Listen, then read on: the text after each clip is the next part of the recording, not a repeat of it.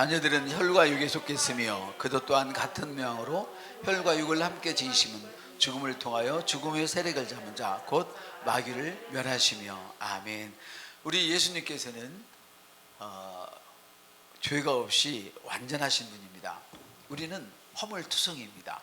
그런데 우리 예수님께서 허물투성이인 우리를 구원하시려고, 지옥에 달려간 우리를 구원하시려고 완전한 자로서 허물투성이인 사람의 모습으로 오셨습니다. 가난하게 사는다면 그것은 아직 예수님께서 가난의 마귀를 멸해버리지 않았다는 그런 뜻이 아닙니다. 이미 가난의 마귀도 다 멸망받았고, 또 질병의 마귀도 멸망받았고, 모든 죄의 마귀가 멸망을 받았지만 아직 변하지 않은 내 혼이, 세워지지 않은 내 혼이 몸과 함께 죄를 짓고 있는 것입니다. 그래서요, 우리 영은 완전하기 때문에 우리가 죄를 져도 우리가 하나님 나라에 갈 수 있는 이유가 완전한 영 때문입니다. 한번 따라합시다. 나는 영이며 혼을 가지고 있고 몸 안에 살고 있다. 다시요, 시작. 같이요. 나는 영이며 혼을 가지고 있고 몸 안에 살고 있습니다. 우리 주님은 마귀를 멸망시키려고 오셨습니다. 뿐만 아니라 우리 주님은 우리 모든 자들에게, 자녀들에게 생명을 주시고 더 풍성한 생명을 주러 오셨습니다. 주님은 하늘에 속한 모든 것을 이미 우리 모두에게 주셨고, 그리고 그 하늘에 속한 생명과 풍성함은 지금 저와 여러분의 영 안에 있습니다. 이게 너무너무 중요합니다. 그렇지만 마귀는 도둑질하고 죽이고 멸망시키려고 우는 사자처럼 지금도 눈을 벌거니 뜨고 찾아다니고 있습니다. 근신하라, 깨어라. 너희 대적 마귀가 우는 사자같이 들어 삼킬 자를 찾나니. 우리 주님은 마귀를 멸망시키려고 오셨고 우리에게 생명을 주시고 풍성한 생명을 주러 오셨지만, 마귀는 도둑질하고 죽이고 멸망시키려고 우는 사자처럼 지금도 삼킬 자를 찾고 있습니다. 마귀가 그러면 삼키려고 하는 자는 누구일까요? 그거는 선악을 알게 하는 나무의 실과를 먹은 자입니다. 왜 먹지 말라고 하셨는가 했더니, 먹으면 죽기 때문에 하나님께서 죽지 말라고 그걸 먹지 말라 하신 것입니다. 먹으면 죽으니까, 그렇게 하면 가난하게 되니까, 그렇게 하면 병이 드니까 그렇게 하지 말라고 했다, 이 말입니다. 그렇다면 오늘날의 선과 악을 알게 하는 나무 열매는 무엇일까요? 여러분도 잘 알고 있는 것처럼 말씀과 반대되는 것을 말하죠. 말씀이 아닌 것을 이야기하죠. 하나님의 뜻이 아닌 것을 의미하죠. 그러므로 사탄이 주는 것을 덥석 받아 먹어버리면 안 됩니다. 사탄이 주는 것을 이게 달콤하다고 덥석 받아 먹어버리는 사람들이 한둘이 아니죠. 자, 다시 읽습니다. 내가 온 것은 양으로 생명을 얻게 하고 더 풍성히 얻게 하려는 것이니라. 보세요. 사람이 가난하거나 병들거나 죽는 것은 하나님 때문이 아니라는 걸 우리가 여기서도 금방 알 수 있지 않습니까? 하나님은 생명과 부와 건강을 주셨지만 사탄에게 빼앗겼다는 거예요. 영을 따르기보다는 감각적인 지식을 따랐다, 오감을 따라갔다, 이 말이죠. 육에 관한 생각들을 끊임없이 따라갔다, 이 말이죠. 내 속에 이미, 내 영 속에 심겨져 있는 것은 보지 않고 보이는 감각 세계에서 일어난 것들을, 그것들에게 내 마음을 주어버린 거예요. 실제로 있지만 보이지 않는 하나님의 말씀에 내 마음을 내어드려야 되는데, 말씀은 보이지 않으니까 지금 보이는 그 감각 세계에, 오감에 내 마음을 내어줘 버렸어요. 그럼 여러분, 아무데나 마음을 주면 큰일 납니다. 우리는 하나님께만 우리의 마음을 드려야 됩니다. 우리는 하나님이 우리를 위해서 어떤 일을 하셨는가, 그것을 살피는 일에 마음을 드려야 되고요. 우리는 하나님께서 나를 통하여 어떤 일을 하고 싶어 하시는가, 거기에 마음을 두어야 됩니다. 거기에 마음을 두지 않고 내 육신적인 내 목표에 마음을 두니까 거기까지 딱 올라가면 더 이상 목표를 세우지 못하면 그때부터 헤매는 거예요. 실력이 없어서 헤매는 게 아니에요. 꿈이 없어서 헤매는 거예요. 목표가 없어서 헤매는 거예요. 하나님께서 우리에게 주신 목표는요, 끝이었습니다. 주님 나라 갈 때까지 계속 이루어야 할 것인 줄 믿습니다. 누군가가 불의의 사고나 안타까운 일을 만났을 때, 예를 들어서 막 생때같이 젊은 사람이 갑자기 자기 남편이나 아니면 뭐 아내가 죽었다, 아니면 뭐 10대 독자 외아들이 죽었다, 이러면 막 땅을 치고 통곡하면서 하나님, 도대체 내가 무슨 죄를 졌길래 내 아들을 데려갔습니까? 그래요. 이럴 때 우리는 어떻게 해야 됩니까? 초상집에 가서 가장 어려운 게 그런 부분이잖아요. 바른 말을 할 수도 없고 거짓말을 할 수도 없는데 대부분의 사람들이 거짓말을 해요. 자식을 데려갔는데, 남편을 데려갔는데, 너보다도 하나님이 네 자식을 그렇게 보고 싶어서 데려갔다 한다, 이렇게 말을 해요. 하나님이 저와 여러분처럼 이기주의입니까? 남의 마누라, 남의 남편, 남의 자식 뺏어가듯이 막 돈 뺏어가고 하듯이 뺏어가는 이기주의입니까? 도둑놈입니까? 하나님이 내 자식을 데려가게? 왜 우리는 그렇게 위로한답시고 하나님을 앞으로 아주 나쁜 하나님으로 만들어버리는 거예요? 언제 하나님이 내 자식을 데려갔습니까? 언제? 성경 어디에 내 자식을 하나님이 데려갔다고 어디에 기록되어 있습니까? 그런 적이 없어요. 근데 우리는 그렇게 위로를 해요. 하나님이 너보다도 더 사랑해서 네 남자를, 네 여자를, 네 자식을 사랑해서 빨리 죄짓기 전에 데려가려고 데려갔다 한다. 아니, 내 자식을 나보다 더 보고 싶은 사람이 물론 하나님이시겠지만 하나님은 절대 그런 분이 아니에요. 사람을 위로한답시고 하나님이 사랑해서 빨리 데려갔다고, 이런 말도 안 되는 말로 위로해요. 다시 한번 읽습니다. 시작. 값없는 위로는 하나님의 사랑을 폄하하는 행위와 같습니다. 하나님은요, 아무리 우리가 보고 싶다고 해서 우리의 사랑하는 자식이나 남편이나 아내나 우리가 가장 소중히 여기는 사람들을 먼저 데려가시지 않아요. 하나님은 우리를 행복하게 하시려고 오셔서 자기 자신을 다 주셔놓고는 어떻게 내 행복을 뺏어가는 사람이 하나님이에요. 하나님이 나에게 건강을 주시려고 자기가 채찍에 맞으셨는데, 우리 예수님 맞으셨는데 어떻게 나를 훈련시키려고 내게 병을 주고, 하나님이 모든 것을 가진 자로서 우리 예수께서 십자가에서 나는 아무것도 없다, 다 너한테 줬다, 우리를 부유케 하시려고 십자가 위에서 벌거벗으셔놓고 어떻게 우리 걸 다시 뺏어가는 그런 야비한 신호로 만들 수 있느냐는 거예요. 이건 말도 안 되는, 너무 하나님을 이기주의 하나님의 사랑을 무시하는 일은, 그 성경은 이렇게 말씀하세요. 진리를 알지니 진리가 너희를 자유케 하리라. 성경은 진리를 알지니 진리가 너희를 자유케 하리라고 말씀하셔요. 인간적인 위로로 진리를 바꾸시면 안 돼요. 니네만 안 되는 게 아니야 이 사람아, 딴짓도 가봐 똑같이 한대. 이건 진리가 아니잖아요. 지금 경제 사정이 그래, 남의 것도 농사 그렇게 안 돼, 지금 가물어서 너만 안 된 거 아니야, 이런 식으로 위로를 하면 안 된단 말이에요. 그 가뭄 속에서도 하늘이 터졌는지 땅이 터졌는지 보니까 땅이 터진 것 같은데 100배의 수확을 올렸는데, 우리는 진리를 말해야 되는 거예요. 그래야 진리가 열매를 맺혀요. 절대로 우리는 인간적인 위로와 진리를 바꾸시면 안 됩니다. 인간을 위로하겠다고 진리를 폄하하고 바꿔버리면요, 그 사람은 영원히 그 자리에 주저앉아 있어요. 못 일어나요. 하나님이 일으켜 세울 수가 없어요. 말씀을 반대하고 있으니까.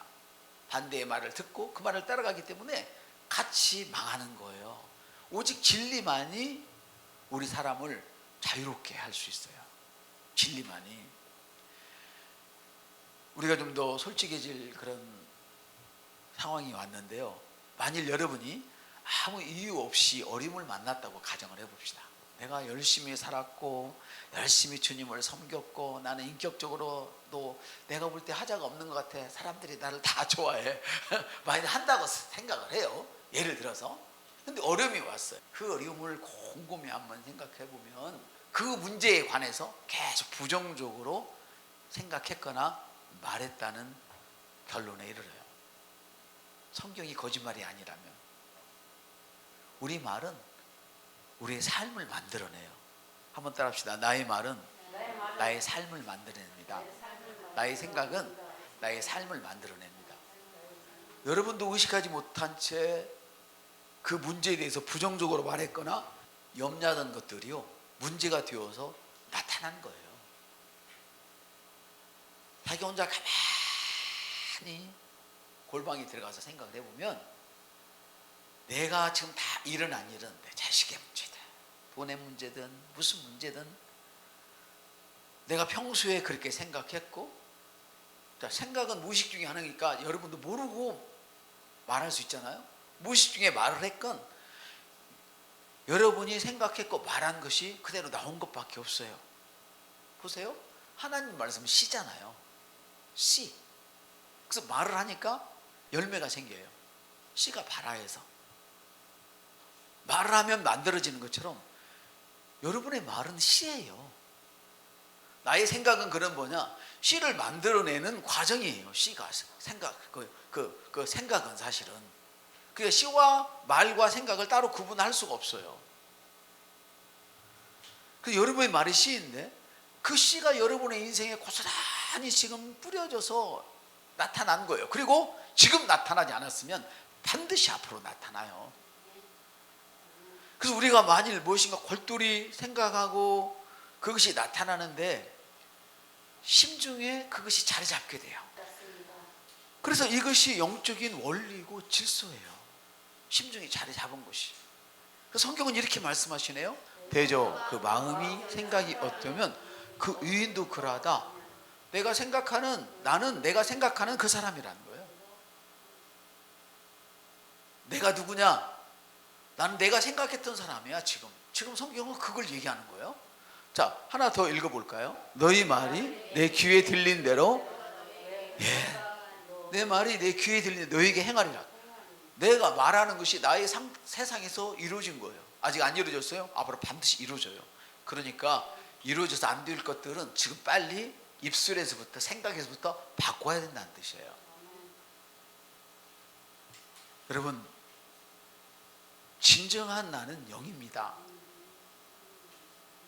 진정한 나는 영이에요. 나는 영이며 혼을 가지고 있고 몸 안에 살고 있습니다. 그래서 저와 여러분이 영이고 혼을 가지고 있고 몸 안에 살고 있는데요, 우리가 거듭날 때 우리 영 안에 모든 것이 들어와 있어요. 특히 하나님의 본성이 들어왔다는 것은요, 하나님의 창조적인 능력이 그대로 들어와 버린 거예요. 그런데 여러분이 여러분의 마음을 지키지 않으면 무슨 일이 있어도 창조적인 능력이 나오질 않아요. 왜? 그 영 안에 있는 것은 반드시 혼을 통하여서만 나오게 되어 있는데 혼이 딱 닫고 있으니까 안 나오는 거예요. 그래서 우리 고백이 정말 중요한 거라는 걸 여러분들이 날이 갈수록 아마 아시게 될 겁니다. 하나님께서는 예수님을 통해서 우리에 대한 모든 저주를 없애셨고, 우리가 거듭날 때 우리 영 안에 모든 것을 넣어주셨지만 그것을 사용하고 사용하지 않는 것은 저와 여러분의 몫이라 이 말이죠. 만일 우리가 그것을 사용하지 않고, 하나님 말씀을 사용하지 않고 우리가 염려하는 자세를 취한다면 역시 나의 삶 속에서는 염려하는 것들이 줄기차게 나오는 거예요. 우리가 계속 불을 선포하고 치유를 선포했지만 내가 선포하고 고백하고 1시간도 안 되어서 아이고 죽겠네, 아이고 힘들어, 없어, 왜 이렇게 어려워, 바로 취소를 해버리는 거예요. 씨는 심어놓고 건드리면 안 돼요. 우리 옆 사람을 옆구리를 콕 찍으면서 씨는 심어놓고 건드리면 안 됩니다. 시작. 씨는 심어놓고 건드리면 안 돼요. 근데 그걸 뽑아. 심지어 어떤 사람 뽑아가지고 다시 심으면 그래도 그냥 있겠는데 뒤집어 놓는 사람이 아주 심하게 반대말을 해가지고 뿌리를 하늘 향해서 놔도, 여러분, 그것을 사용하고 사용하지 않고는 우리의 몫인데, 그것을 사용하지 않고 염려의 자세를 취한다면 그렇게 되는 거예요. 그래서 내 영 안에 있는 하나님의 생명을 내가 사용할 것이냐, 아니면 내 혼적인 감각 안에 있는 혼적인 것을 사용해서 그 감각적인 것을 사용할 것이냐, 이게 중요한 거예요. 내가 눈에 보이는 감각적인 것, 들리는 것, 보는 것, 여기를 따라가서 생각하고 말할 것이냐, 아니면 보이지 않지만 하나님이 말씀하신 그것을 내가 따라갈 것이냐. 선택은 누구에게 있다? 나 자신에게 있다. 하나님의 주권적으로 우리의 생명을 주셨어요. 우리와 상의해서 주신 게 아니에요. 우리의 실력과 합의를 내서 서울대 입학을 시키고 무슨 자격증을 따게 하고 이게 아니었어요. 그냥 하나님이 일방적으로 주신 거예요. 이게 하나님의 은혜이고 이게 주권. 하나님의 은혜는 하나님의 주권이에요. 그냥 주신 거예요. 그냥 주신 거예요. 그래서 우리의 믿음이 어디에 있어야 돼요? 하나님의 주권에 있어야 되는 거예요. 이게 하나님이 주셨어. 그래 맞아.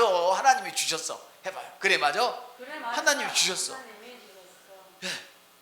그 하나님의 주권이 우리 믿음 안에 있어야 되는데 그게 어디 믿음이 어디 있어요? 하늘에 있는 거 아니잖아요.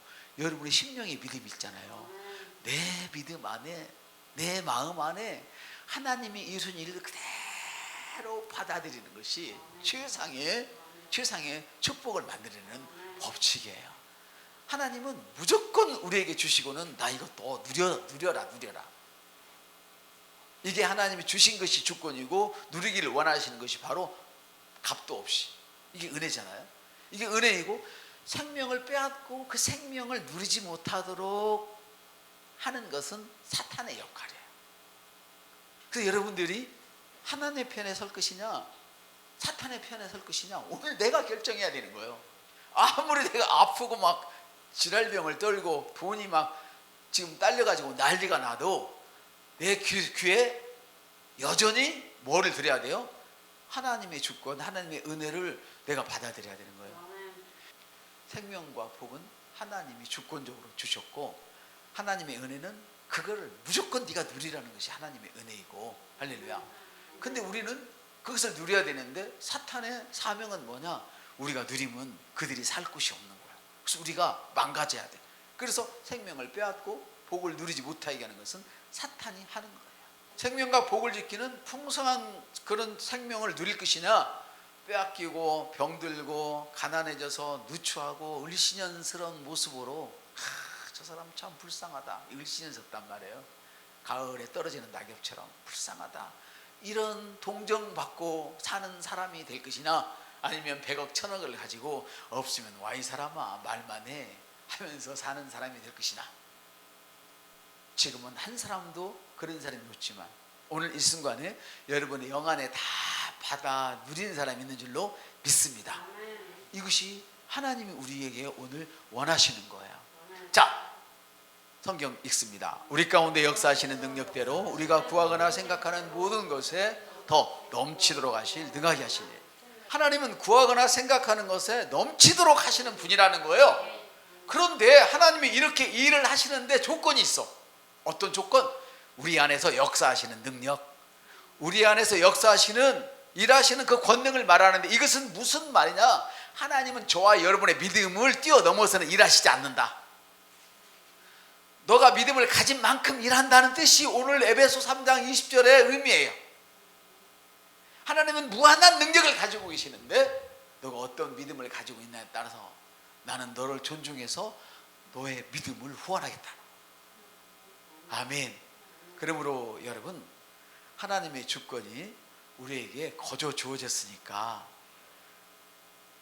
우리가 그냥 저절로 되겠지 이게 아니라고 말씀하셨잖아요. 하나님의 주권적인 일은 은혜가 우리에게 거저 주어졌지만 그것이 저절로 잘 되는 것은 절대 아니다. 너가 믿음으로 기능할 때만 잘 되는 것이다. 할렐루야. 그래서 우리의 마음이 성공을 주신 하나님께 긍정적인 반응을 보일 때 우리의 마음이 즉 우리의 믿음이 하나님이 주신 말씀에 성공을 주시고 축복을 주신 하나님의 말씀에 긍정적인 반응을 보이는 하나님 그렇습니다. 맞습니다. 이렇게 여러분 많은 성경을 아는 것도 좋지만요 딱 한 구절만 여러분이 제대로 알고 있어도 너무 좋아요. 자, 근데 하나님의 주권이 우리에게 주어졌지만 저절로 절대 잘 되는 것은 아니라는 거예요. 우리가 긍정적인 반응을 보여야만 돼요. 이것을 반대하는 세력이 어느 곳에나 있지만 우리가 만일에 하나님 말씀에 긍정적인 반응만 보인다면 어떤 세력도 저와 여러분을 끌어내릴 그런 힘을 가진 자는 없어요. 믿음을 이길 것은 세상에 아무것도 없어요. 그렇게 힘이 좋다는 사탄도 IQ가 좋다는 사탄도 저와 여러분의 믿음을 이길 수는 없어요. 하나님은요 아무도 멸망하지 않고 다 저주에서 돌아서서 복받기를 원하고 계세요. 그렇지만 하나님의 뜻은 절대로 저절로 이루어지지 않아요. 우리가 하나님의 뜻에 긍정적인 반응할 때만 이루어지는데, 이것을 뭐라고 한다고요? 이것을 바로 믿음이라고 말한다. 여러분, 하나님은 모든 사람에게 구원을 주셨지만 그렇다고 모든 사람들이 다 구원받은 거 아니잖아요. 하나님은 모든 사람에게 건강을 주셨지만 모든 사람이 건강한 건 아니잖아요. 하나님 모든 사람에게 부유를 주셨지만 모든 사람이 부유한 것도 아니잖아요. 보이지 않는 세계보다는 보이는 감각세계에 더 몸이 와닿고 마음이 와닿기 때문에 마음을 빼앗기기 쉽죠. 사랑하는 성도 여러분, 우리는 영이고 혼을 가지고 있고 몸 안에서 살고 있습니다. 이 중 마음의 역할은 매우 중요한데, 이 마음의 역할은 오감을 사로잡아서 하나님의 말씀 앞에 굴복시키는 역할을 하는 것입니다. 그래서 여러분의 마음이 그렇게 중요한 것입니다. 여러분의 생각이 그렇게 중요한 것이고 여러분의 상상이 그렇게 중요한 것입니다. 사랑하는 성도 여러분, 여러분의 혼이 이 역할을 감당하게 할 수만 있다면 여러분은 마치 떠오르는 햇살처럼 여러분의 인생이 눈부실 것입니다.